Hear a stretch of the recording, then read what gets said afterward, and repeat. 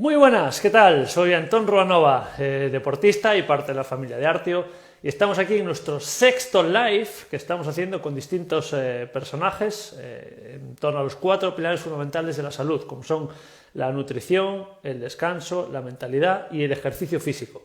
Y hoy tenemos un invitado muy especial que precisamente nos va a hablar sobre algo súper importante, sobre este cuarto pilar, como es la actividad física. Y bueno, como decimos, es un invitado muy especial que justamente es entrenador, formador, divulgador de salud, y ahora vamos a conocerlo un poco más y vamos a hacer la presentación. Y además es especialista en algo dentro de la actividad física que precisamente los deportes de resistencia pues es algo que normalmente los deportistas, que yo me incluyo de deporte de resistencia, en mi caso de triatlón, pues solemos dejar un poco abandonado, como es el trabajo de fuerza, algo súper bueno, beneficioso tanto para la salud como para el rendimiento deportivo, y esto va a ser lo que vamos a ver con nuestro siguiente invitado, que vamos a ver si lo conseguimos invitar. Vamos a ver por aquí. Estamos invitando a Dani. Una vez que entra hacemos una pequeña presentación. Vamos a ver si... Muy buenas, Dani, ¿qué tal? Buenas, buenas Antón, ¿qué tal? ¿Cómo estás? Muy bien, muy bien. ¿Me oyes bien? Perfectamente, Me perfectamente. alegro. Voy a hacer Muy bien también.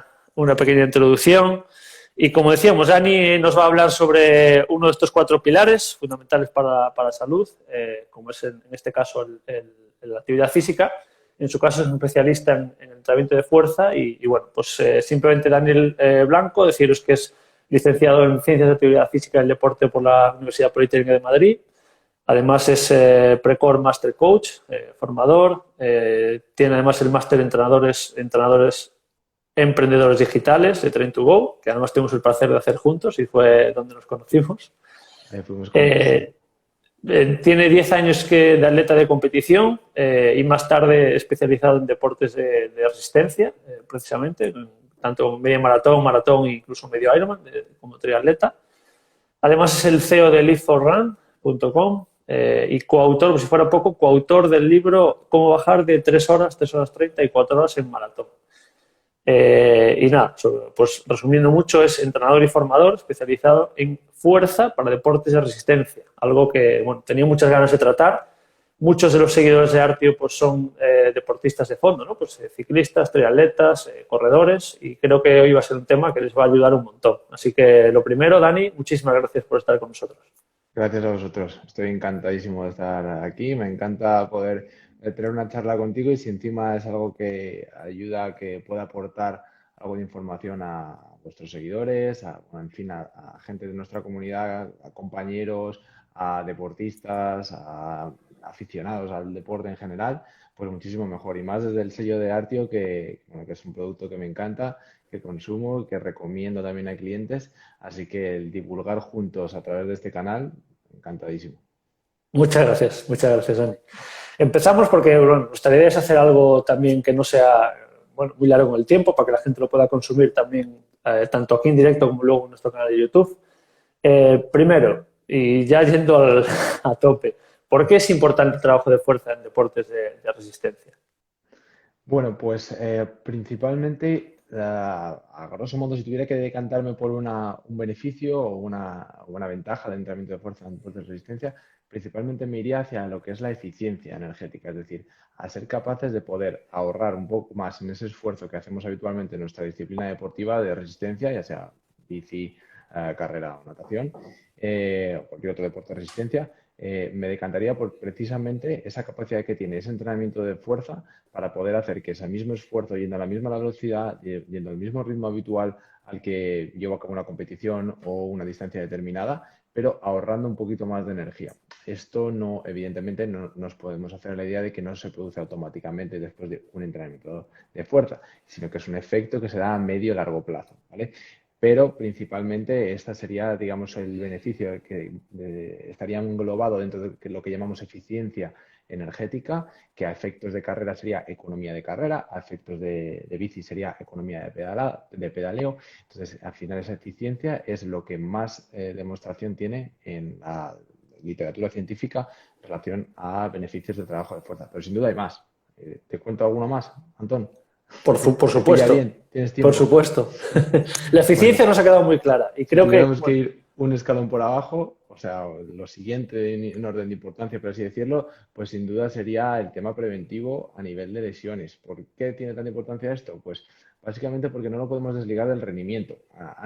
Me explico, efectos de que si soy capaz de acumular muchos entrenamientos seguidos sin tener que parar o tener que condicionarlos por una lesión, una dolencia, una molestia, pues al final eso va a ir a favor de un rendimiento, de un mejor rendimiento, ¿no? En mi disciplina deportiva.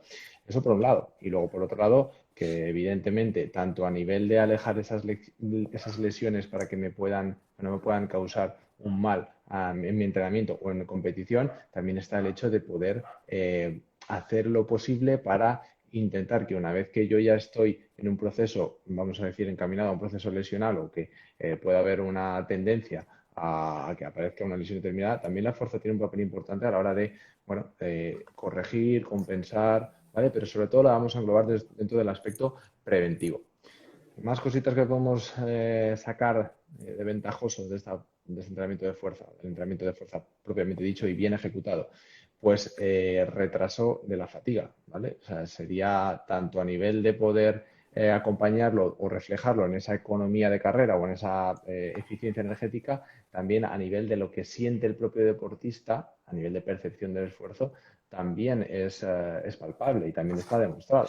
Y al final todo eso, Antón, recaba en una mejora en un rendimiento en prueba, ya sea en una prueba en tiempo, en test de distancia, pero también se ha evidenciado que sin necesidad de que fisiológicamente tengamos parámetros relacionados con la fisiología de la resistencia, como el consumo de oxígeno máximo, o cualquier otro de estos parámetros, sin necesidad de que estos se alteren, de que estos aumenten o mejoren, que incluso serán ocasiones que también, pero sin necesidad de ello ya aumenta el rendimiento solo en cuestión de esas adaptaciones que se producen ligadas principalmente al tema de la economía de carrera o la economía, eficiencia energética, vamos a llamarlo para cualquier otro deporte, y propiamente esa misma mejora ya mejora el rendimiento. cuidado lo que estamos diciendo, ¿eh? Porque al final es que una mejora de lo que estás diciendo, ¿no? Pues al final para mejorar valores como puede ser el consumo de oxígeno máximo requiere mucho esfuerzo, ¿no? Mucho entrenamiento de meses, incluso de años, ¿no? De actividad física, sobre todo para deportes de resistencia. Y vemos, hoy en día está demostrado, ¿no? Científicamente que incluso es que mejorar la fuerza tiene un impacto mayor y más cercano en el tiempo, más fácil de conseguir que no con tantas sesiones, ¿no? Que muchas veces los deportistas de fondo, pues bueno, lo que interiorizamos es que tenemos que hacer X volumen y eso es lo necesario para poder competir y para poder tener un rendimiento y mira, muchas veces nos olvidamos de aspectos súper importantes, ¿no? Has dicho Incluso eso que estás eficiencia. diciendo, Antón, es súper importante porque normalmente hay gente que ya son experimentados en entrenamiento de resistencia y sobre todo a medida que vamos cumpliendo años, es muy sabido por todo el que tiene cierta curiosidad sobre la fisiología y sobre el mundo del entrenamiento que precisamente ese parámetro que has comentado tú del consumo de oxígeno máximo, es más difícil seguir subiéndolo a medida que se van cumpliendo más años y a medida que se es más experto en esa capacidad aeróbica o en esa capacidad de resistencia. Por lo tanto, estamos pegándonos cabezazos contra una pared, nada más que acumulando volumen, o incluso en el caso de que estemos haciendo perfecto el entrenamiento, que ya de por sí es difícil y lo dudo, todo el libro para mejorar ese consumo de oxígeno máximo, incluso aún así nos estamos dando contra un muro que tenemos delante, porque es que ya si hemos llegado a nuestro techo fisiológico, es tontería que sigamos acumulando tiempo y dedicación en ese contexto de entrenamiento si no lo invertimos en algo que invirtiendo mucho menos tiempo me va a generar mucho más beneficio. Claro, es que tal cual, y ya digo, me gusta todo esto porque, bueno, yo al final llevo 21 años haciendo triatlón, deporte de fondo, y he tardado muchos años en interiorizar todo esto, ¿no? Que al final te lo van diciendo, vas dejando un poco de lado y bueno, pues en mi caso, desde luego, el tema de eficiencia es absoluto, o sea, yo lo noto muchísimo desde que llevo años haciendo fuerza y en distintos periodos que pongo más énfasis, noto que al final, pues bueno, soy mucho más eficiente y eso me lleva, como dices, ¿no? Es una mejora de rendimiento obvio el tema de salud, ¿no? Que dices al final de prevención de lesiones, que también es algo bueno, súper estudiado y que, bueno, al final el rendimiento, sobre todo siempre, ¿no? Pero en deportes de fondo, es ir pudiendo acumular periodos de entrenamiento. Entonces, cuantas menos incidencia de lesiones, pues el rendimiento va a mejorar. Y bueno, esto también es súper importante lo que dices, el retraso de la fatiga. Así que justo la siguiente pregunta que te quería hacer es, bueno, algo que seguro que muchos de los que nos estén escuchando se van a sentir identificados, ¿no? Y que va un poco en esta línea, de decir, muchas veces nos volcamos solo en un parámetro como es el volumen, que bueno, otro parámetro también es la intensidad. Entonces, pues bueno, mucha gente, ¿no? Dice, oye, estoy preparando un maratón y esta semana es que llevo 100 kilómetros, no, voy a hacer 120 y esos 20 kilómetros extra, o ni siquiera tanto, ¿no? Por decir, tengo la semana de entrenamiento y voy a hacer 2 horas más de un rodaje para completar los kilómetros que quiero esta semana, en lugar de hacer 2 horas de fuerza que puedo repartir en 2 días, ¿no? ¿Qué le dirías a ese deportista al final que parece como que si no consigue un volumen no tiene en su cabeza que está haciendo todo lo correcto y sin embargo sí puede sentir que hace todo bien aunque no meta fuerza?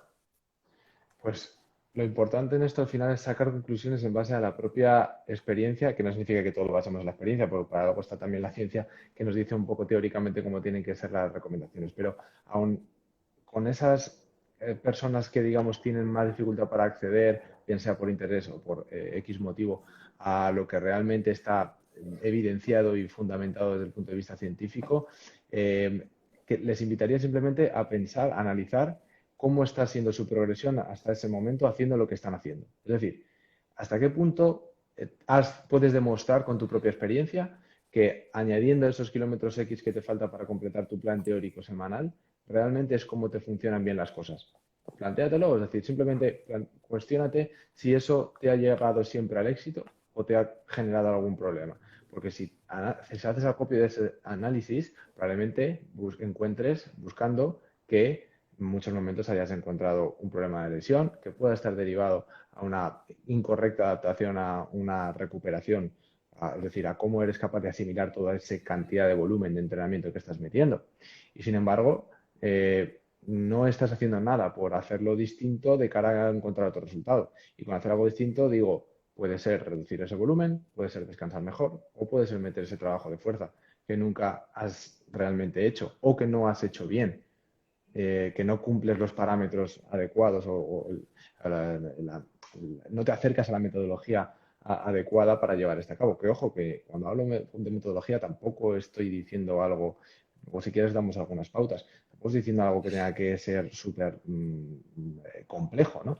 Pero simplemente a lo mejor no estás haciendo lo que más te acerca hacia ese resultado y entre una de esas cosas, una que tiene mucho peso, de hecho, a nivel de prevención de lesiones, por ejemplo, o sí, a nivel de prevención de lesiones, que es un poco en la línea en la que tú estabas preguntándome, haciéndome esta pregunta de cara pues, a ver si, y con lesiones no me refiero solo a las articulares, sino también a nivel de posible sobreentrenamiento o posible falta de asimilar esa cantidad de volumen de trabajo, que al final eso tiene una consecuencia patológica, aunque no sea una lesión articular. Entonces, todo ese contexto de prevenir un malestar en salud, podríamos llamarlo, lesiones y sobreentrenamiento, pues al final debe de estar también, o sea, la fuerza tiene mucho que decir en este sentido, y así como la recuperación.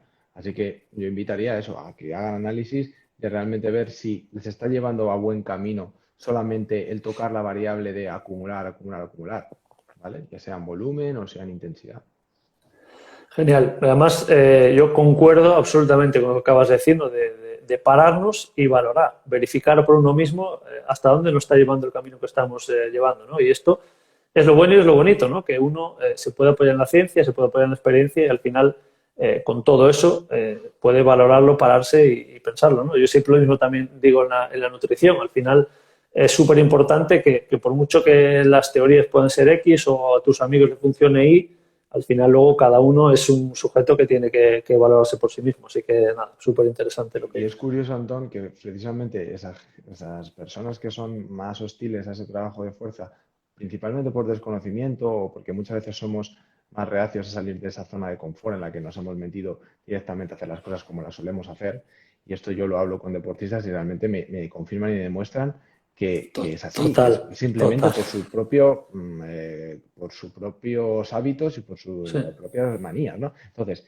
es curioso cómo se ponen a ellos mismos excusas normalmente la más común es la falta de tiempo, ¿no? Es que ya no me entran más entrenos a lo largo de la semana. Sin embargo, la salida de 3 horas y media, 4 horas de bici no falta en la Claro, semana. sí, Entonces, sí. claro, al final dices tú, vamos a ver, ¿estás volviéndote loco a lo mejor por encajar ese rodaje de una hora extra o 2 horas y te las ves, te está alterando ese fin de semana o esa semana de entrenamiento y a lo mejor resuelves la situación con 2 cuñas de trabajo de fuerza de media hora en 2 sesiones separadas? Entonces, vamos a ver, ¿es un problema de falta de tiempo? ¿Es un problema de falta de conocimiento sobre cómo llevarlo a cabo? ¿O cuál es el problema real? Porque lo del tiempo no te lo compro, porque puede ser que en algunos momentos sea eso, pero en otros muchos momentos no. O sea que no estamos dispuestos tampoco a renunciar a nada de ese otro trabajo que ya venimos haciendo, cuando constantemente también la literatura científica nos está indicando que ya no es que solamente el aportar ese trabajo de fuerzas manteniendo todo lo demás induzca en una mejora en el rendimiento, es que muchas investigaciones demuestran que es que incluso suprimiendo cierto porcentaje de ese volumen total semanal, de ese 10 o incluso 20%, incluyendo esa variable de la fuerza y no tocando el resto de variables, descanso e intensidad, hay mejoras no iguales, sino mayores. Claro.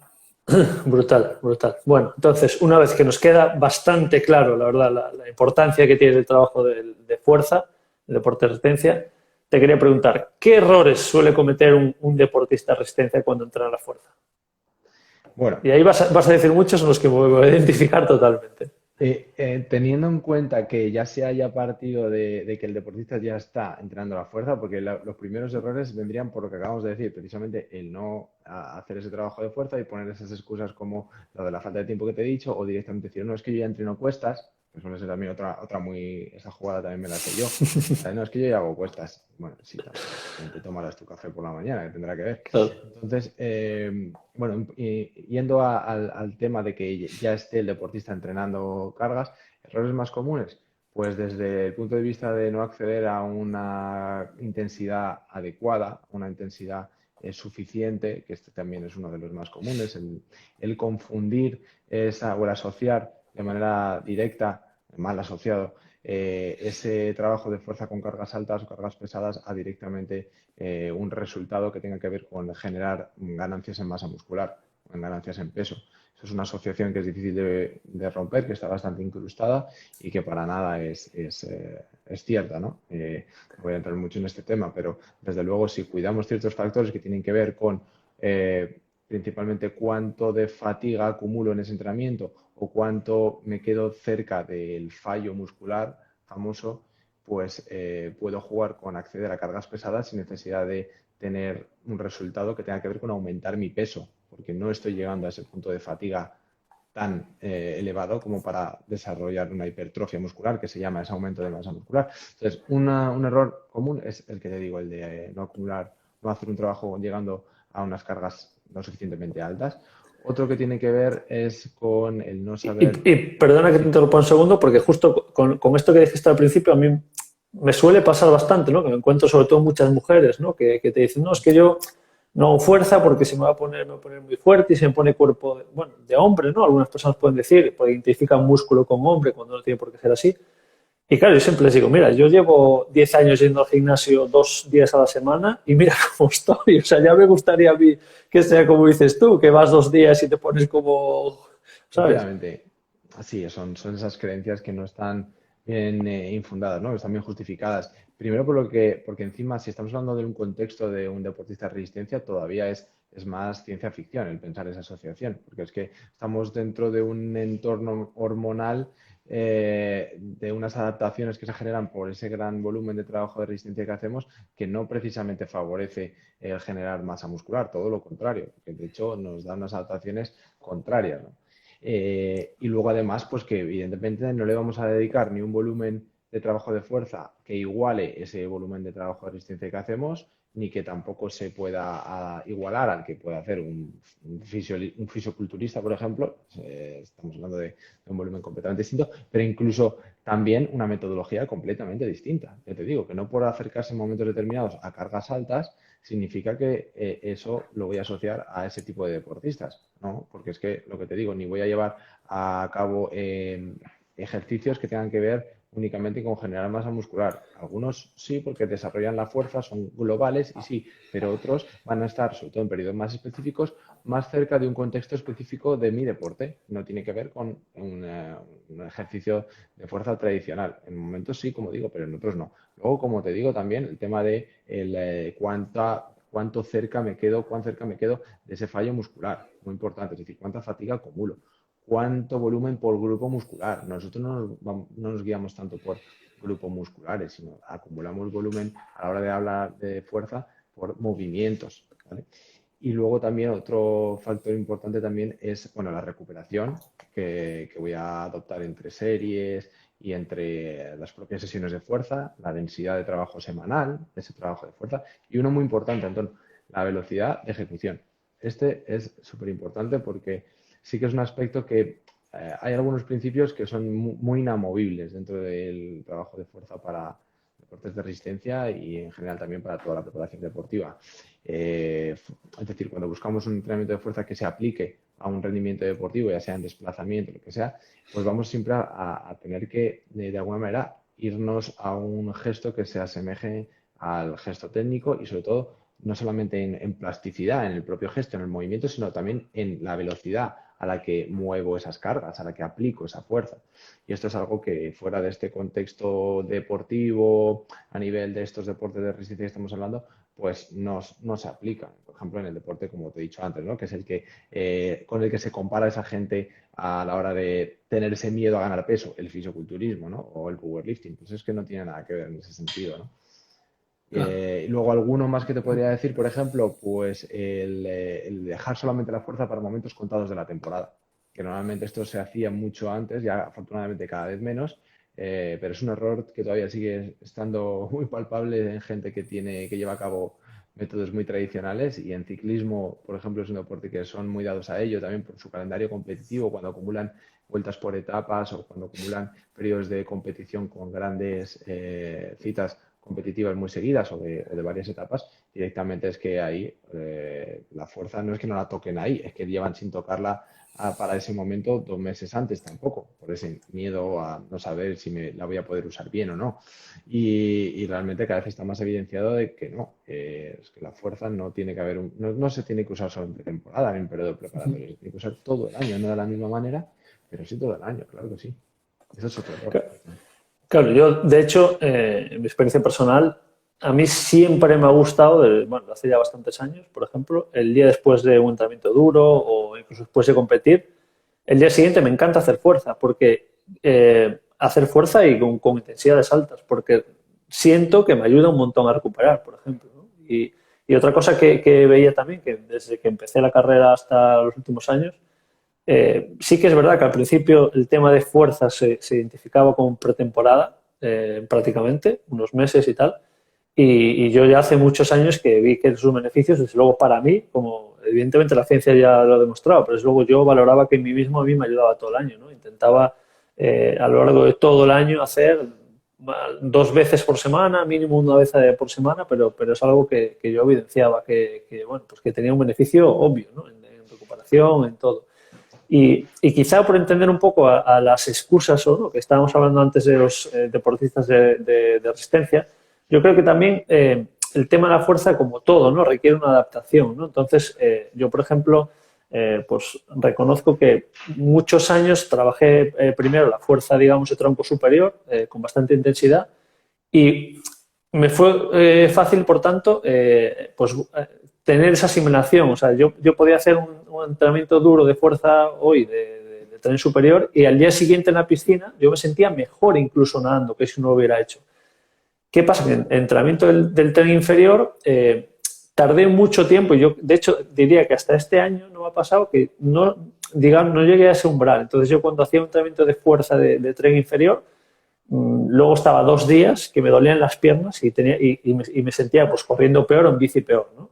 Que yo creo que eso simplemente es una adaptación, ya digo, porque este año que he tenido mucha más constancia y tal y he trabajado mucho mejor el tren inferior, eso no me pasa. Yo puedo trabajar fuerza hoy, mañana voy como un tiro y me encuentro genial. Entonces yo creo que también eso es algo que hay que decirle a la gente, ¿no? Igual que cuando empiezan a correr, por decir algo, ¿no? Si están haciendo otro deporte, empiezan a correr y los primeros meses se sienten mal y van incómodos y tal, y yo siempre digo, oye, tranquilo, ya verán tiempo para correr rápido, vete despacio y tal, pero va a llegar un momento en que tu cuerpo se adapte y puedas empezar a meter cargas y lo disfrutes, ¿no? Entonces, con la fuerza igual, eso también puede ser algo que se puede comentar, ¿no? Que hay gente que Sí, dice, que yo hago fuerza hoy y luego 2 días me duelen las piernas y no ando en bici mucho o lo que sea, pero bueno, es un proceso. efectivamente. Forma parte del proceso, digamos, educativo que tenemos que dar un poco los entrenadores hacia esos deportistas, porque principalmente yo creo la diferencia con respecto a esa persona que sí que puede ver una progresión en cuanto a los propios métodos de entrenamiento de ese deporte, es decir,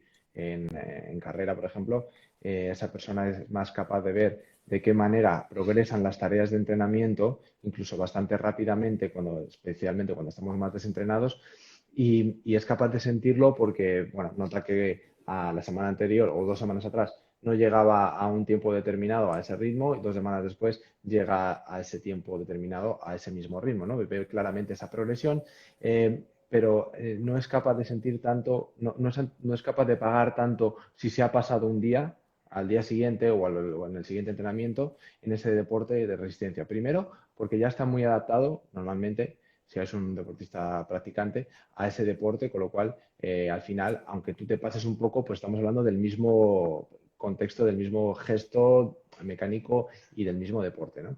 Y por otro lado, porque todo eso que me daña por dentro, dañar entre comillas, el haberme pasado a nivel estrés fisiológico, no lo traduzco en nada muy palpable, a no ser que me someta a otra tarea muy intensa y diga, uff, hoy no llego, no sé por qué, pues será que estoy cansado del día anterior. Pero realmente no me duele el cuerpo, es difícil sentir eso. En cambio, con la fuerza es muy fácil de sentir si te has pasado, que no solamente el día después, 2 o 3 días después, ¿vale? Entonces, ahí sí que hay una clara, sí que lo puedes probar y entonces te quejas más porque realmente piensas que te daña más porque estás sintiendo, pues, efectivamente un dolor y efectivamente hay cierto daño en el tejido, pero al final la respuesta es la misma, o sea, el cuerpo se está quejando ahí y también se está quejando de lo otro, aunque tú no lo sientas, simplemente que no ves lo que pasa por dentro y tampoco te duele nada si te has pasado porque has estado más tiempo acumulando una frecuencia determinada, una frecuencia máxima determinada durante más tiempo del que deberías, ¿no? O te has pasado de zona. Con respecto a lo que tú decías antes de tren superior, tren inferior, ahí depende, Antonio, un poco de las necesidades de ese, o sea, el contexto de ese deportista, de su experiencia en relación a qué deporte viene, qué tipo de trabajo de fuerza ha hecho anteriormente, porque otra persona pues lo puede sentir al revés, ¿no? Pero es el caso que tú has comentado de sentir que haces un trabajo de fuerza, tren superior y te ves mejor en el agua al día siguiente en una ventana de esas 12 horas de trabajo posterior, eso no es ninguna sensación tuya, es algo que está evidenciado también y en triatlón se utiliza bastante, ¿vale?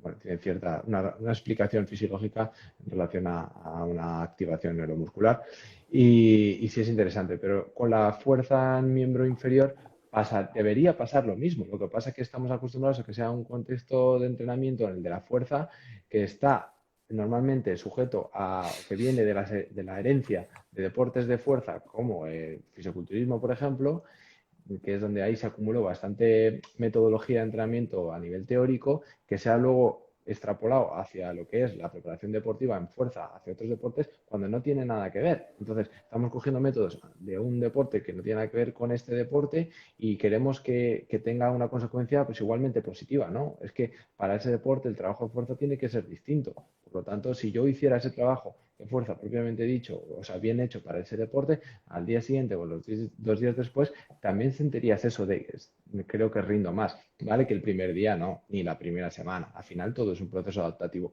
pero lo que no puede ser es el deportista que está continuamente durante 4 o 6 meses sintiendo esas mismas sensaciones de pesadez en las piernas después del trabajo de fuerza. Pues es que algo está fallando ahí en esa metodología, ¿no? Claro. Genial, total. Y por último, una pregunta que nos hacen un montón y a ti te habrán hecho en infinitas ocasiones. Oye, Dani, tengo que correr y tengo que hacer fuerza. ¿Qué hago primero? Entrenamiento concurrente, ¿no? Esto da para otra charla. Bueno, aquí, si tuviéramos que dejar claves así de decir, agarra esto porque no vas a equivocarte casi en el 100% de los casos, y repito, siempre con un depende bastante grande porque hay que diferenciar el objetivo en relación a si viene, el objetivo y la experiencia de ese deportista. Me explico. Si viene de un ámbito de deportes de resistencia donde no ha trabajado la fuerza prácticamente y está en ello, digamos que la fuerza va a tener aquí un peso importante. Es decir, lo que queremos es darle una prioridad a la fuerza que no ha tenido antes y entonces de esa manera pues no podemos actuar igual que el típico deportista de triatlón o de deportes de resistencia que ya venga de haber trabajado la fuerza bien, más o menos bien, de siempre, ¿no? En este último caso, del típico deportista de más nivel y que siempre echa las cosas de una manera bastante adecuada, lo que tenemos que tener en cuenta es que la fuerza no debe de impedir que el resto del trabajo específico salga bien, que debe ser todo lo contrario, algo que lo potencie, ¿no? Por lo tanto, vamos a tratar de, en la medida de lo posible, separar bien esas dos sesiones. En ese trabajo concurrente que llamamos al trabajo de fuerza y de resistencia, dentro del mismo método, dentro de la misma plan de entrenamiento, vamos a intentar que no sean dentro de la misma sesión.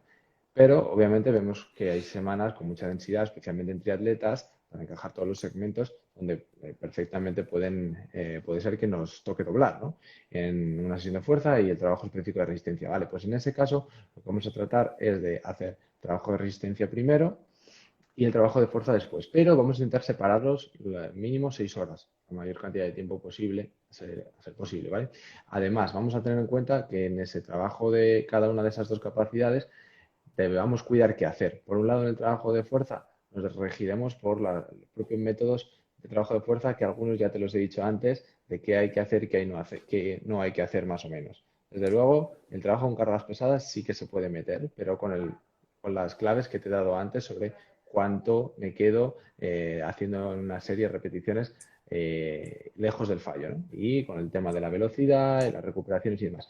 Con respecto a qué hago en ese entrenamiento de resistencia, bueno, pues va a ser un entrenamiento que no sea un entrenamiento de esos de desarrollo, de esos principales que se marcan en rojo dentro del microciclo de la semana. Va a ser un entreno que sea más con objetivos de regenerativos, con objetivos de recuperación, o un entrenamiento más extensivo, pero tampoco una tirada larga del todo, aunque sí con una intensidad cercana al umbral aeróbico, es decir, no tenga un objetivo ni de mejora de la potencia aeróbica, ni un objetivo muy cercano a esas zonas altas de intensidad.